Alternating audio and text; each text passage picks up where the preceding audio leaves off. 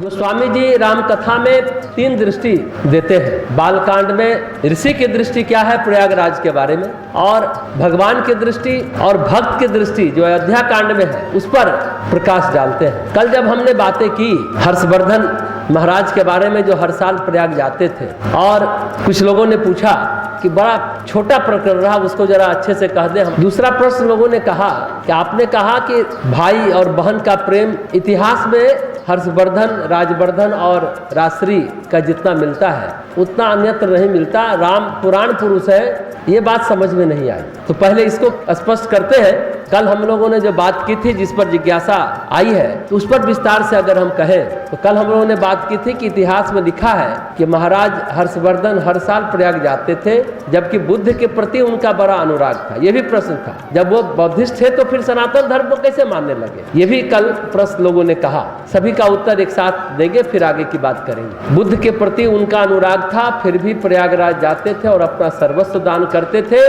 जैसा हमने कल बताया था, हर्षवर्धन राजवर्धन 2 भाई थे और उनकी बहन थी राजश्री। राजवर्धन बड़े थे लेकिन उन्होंने अपने छोटे भाई हर्षवर्धन को राजा बना दिया था। खुद जंगल में तपस्या करने चले गए थे, पर दोनों भाई अपनी बहन से गहन प्रेम करते थे। बाद में वो विधवा हो गई थी, लेकिन वो राज्य में राजमाता जैसी स्थिति में थी। तो माघ मेले में यानी कुंभ मेले में वे सर्वस्व दान करके यहाँ तक कि अपने तन का वस्त्र भी दान कर देते थे राजा हर्षवर्धन। फिर अपनी बहन से कपड़ा मांगते थे। सोचने की बात है, बड़े भाई को राज्य में रुचि नहीं थी। छोटे भाई हर्षवर्धन को कहा कि तुम राज्य संभालो और बहन के विधवा होने पर राजमाता की तरह रखना। पहली बार इतिहास में भाई बहन का इतना अनुराग, इतना प्रेम देखने को मिलता है। राम कथा के अलावा तो कहीं देखने को नहीं मिलता। राम में मिलता है जो हमने कल कहा था, पर तो राम पुराण पुरुष है, इतिहास पुरुष नहीं है। हर्षवर्धन का चरित्र इतिहास में आता है, पर राम का चरित्र इतिहास में नहीं आता। राम का चरित्र पुराण कथाओं में आता है। राम तो अवतार पुरुष है। राम का संवत्सर हम निकाल नहीं सकते, लेकिन हर्षवर्धन का संवत्सर निकाल सकते हैं। अब उत्तर दे जो प्रश्न पूछा लोगों ने। पुराण का मतलब है पूरा कथाएं, इतिहास से भी पुराण। इतिहास पुरुष है हर्षवर्धन, राम पुराण पुरुष है। पुराण मतलब इतिहास से भी पुराना, जिसे हम कह सकते हैं प्राग ऐतिहासिक काल, जहां तिथियों का विवरण सही नहीं है पर घटनाएं सही है। तिथियों का विवरण सही नहीं है पर घटनाएं सही है। और इतिहास का मतलब वो घटनाक्रम जिसके बारे में तिथियां सही हैं, जिनके बारे में हम जानते हैं। ये हम बताते हैं कि मतलब हर्षवर्धन के बारे में कि सब कुछ नष्ट होता है, पर कीर्ति केवल सुकर्मों की होती है, दुष्कर्मों की नहीं होती है। ये हम सभी जानते हैं। कीर्ति, यश, प्रतिष्ठा सुकर्मों की होती है, कुकर्मों की नहीं होती, दुष्कर्मों की नहीं होती।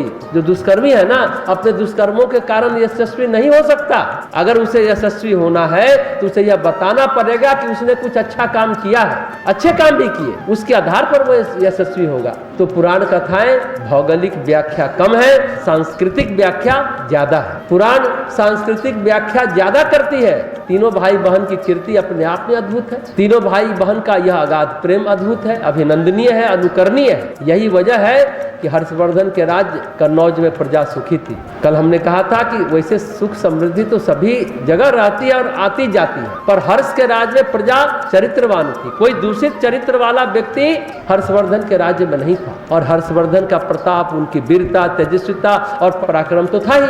हर्षवर्धन कन्नौज के राजा मतलब सिर्फ कन्नौज के राजा नहीं थे, पूरे भारतवर्ष के राजा थे। कन्नौज उसकी राजधानी थी।